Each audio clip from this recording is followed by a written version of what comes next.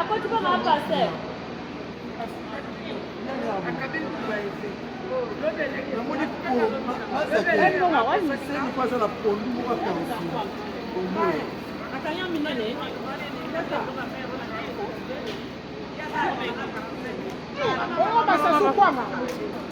Pas de confirmer, bah tu vas y avoir.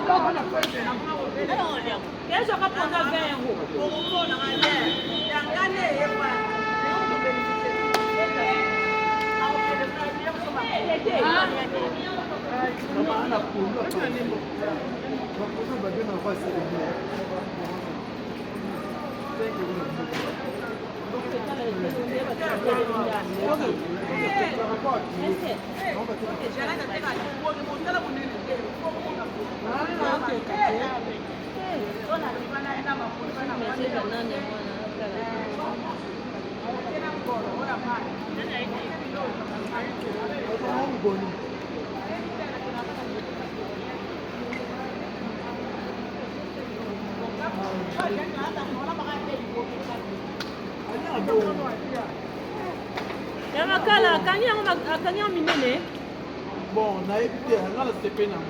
Et nous,